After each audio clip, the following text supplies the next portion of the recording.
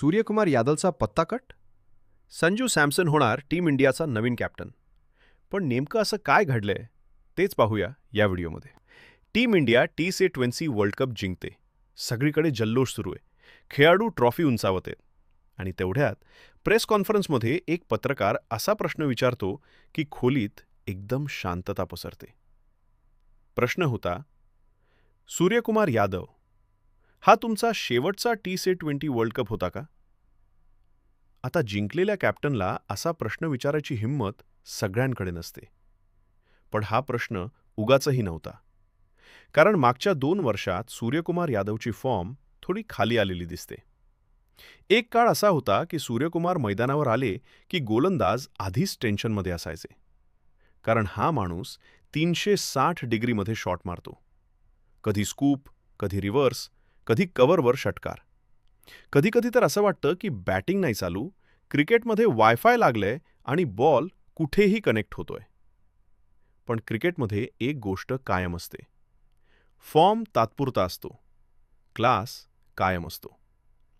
तरीही चर्चा सुरू झाली ती त्यांच्या वयावरून. सध्या सूर्यकुमार यादव जवळपास 35 वर्षांचे आहेत. म्हणजे पुढचा T20 वर्ल्ड कप 2028 मध्ये झाला तर ते जवळपास 37 वर्षांचे असतील. आता 37 वय काही फार मोठं नाही. क्रिकेटमध्ये अनेक खेळाडूंनी त्या वयातही कमाल केली आहे. पण T20 हा फॉर्मॅट थोडा वेगळा आहे. इथे तरुण खेळाडूंची ऊर्जा आणि वेग खूप महत्त्वाचा असतो. म्हणून पत्रकारानं हा प्रश्न विचारला. पण सूर्यकुमार यादवचं उत्तर मात्र एकदम आत्मविश्वासानं भरलेलं होतं. ते हसले आणि म्हणाले, माझं लक्ष अजून संपलेलं नाही.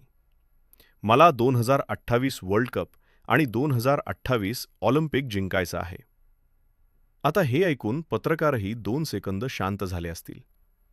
कारण सूर्यकुमारचा आत्मविश्वास अगदी स्पष्ट दिसत होता. पण क्रिकेटच्या आतल्या बातम्या सांगतात की टीम इंडिया T20 मध्ये नवीन कॅप्टन तयार करण्याचा विचार करत आहे. म्हणजे सूर्यकुमार यादव टीममध्ये फलंदाज म्हणून राहू शकतात, पण कर्णधारपद कदाचित दुसऱ्या खेळाडूकडे जाऊ शकतं. आणि इथून सुरू होते खरी चर्चा. टीम इंडियाचा पुढचा T20 कॅप्टन कोण? या शर्यतीत सध्या सर्वात पुढे नाव येतं ते म्हणजे संजू सॅमसन. संजूची गोष्ट तर एखाद्या फिल्मी स्टोरीसारखी आहे. वर्ल्ड कप सुरू होण्याआधी तो प्लेइंग 11 मध्येही नव्हता. लोक विचारत होते, संजूला संधी का देत नाही? मग अचानक संधी मिळाली. आणि संजूनं अशी बॅटिंग केली की सगळेच थक्क झाले. काही सामने आणि थेट प्लेयर ऑफ द टूर्नामेंट. हे अगदी तसं झालं जसं कॉलेजमध्ये एखादा विद्यार्थी वर्षभर शांत बसतो आणि अचानक परीक्षेत टॉपर निघतो. संजू सॅमसनची बॅटिंग खूप आक्रमक आहे. तो मैदानावर येतो तेव्हा असं वाटतं की हा माणूस विचार करायला नाही, सीधे बॉल स्टँडमध्ये पाठवायला आला आहे. तर अजून एक मोठी गोष्ट म्हणजे त्याच्याकडे कॅप्टन्सीचा अनुभव आहे. IPLमध्ये राजस्थान रॉयल्ससाठी त्यानं नेतृत्व केलं आहे. आणि खरं सांगायचं तर संजूची फॅन फॉलोईंग ही जबरदस्त आहे. कधीकधी सोशल मीडियावर त्याचे कमेंट्स पाहिले की वाटतं, संजू क्रिकेट खेळतो की इलेक्शन लढतोय. पण ही रेस. वरुण चक्रवर्तीचा खराब फॉर्म. आता बोलूया दुसऱ्या मोठ्या चर्चेबद्दल. वरुण चक्रवर्ती, मिस्ट्री स्पिनर म्हणून ओळखला जाणारा हा गोलंदाज. पण या टुर्नामेंटमध्ये त्याचा फॉर्म फारसा प्रभावी दिसला नाही. त्याने अपेक्षित विकेट्स घेतल्या नाहीत. काही वेळा त्याच्यावर फलंदाजांनी जोरदार हल्ला केला. फायनलसारख्या मोठ्या सामन्यात अशी कामगिरी टीमसाठी धोकादायक ठरू शकते. कुलदीप यादवला संधी? म्हणूनच टीम मॅनेजमेंट आता दुसरा पर्याय विचारात घेत आहे. आणि तो म्हणजे कुलदीप यादव. कुलदीप यादव हा अनुभवी स्पिनर आहे. त्याची गुगली आणि टर्न फलंदाजांना अडचणीत टाकू शकते. मोठ्या सामन्यांमध्ये विकेट काढण्याची क्षमता त्याच्यात आहे. म्हणूनच फायनलमध्ये वरुण चक्रवर्तीच्या जागी कुलदीप यादवला संधी मिळण्याची शक्यता व्यक्त केली जात आहे.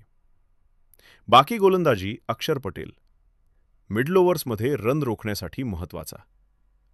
जसप्रीत बुमराह, डेथ ओव्हर्सचा सर्वात धोकादायक गोलंदाज. अर्शदीप सिंह पॉवर प्लेमध्ये स्विंगने विकेट काढू शकतो. संभाव्य प्लेइंग 11. भारताची संभाव्य वर्कलोड, कारण ते तीनही फॉर्मॅट खेळतात. म्हणूनच BCCI अजून विचार करताय. पुढचा T20 कॅप्टन कोण? संजू सॅमसन, शुभमन गिल की जसप्रीत बुमराह? तुम्हाला काय वाटतं? कमेंट्समध्ये नक्की सांगा. व्हिडिओ आवडला असेल तर लाईक करा, चॅनल सबस्क्राईब करा आणि मित्रांसोबत शेअर करा. जय हिंद.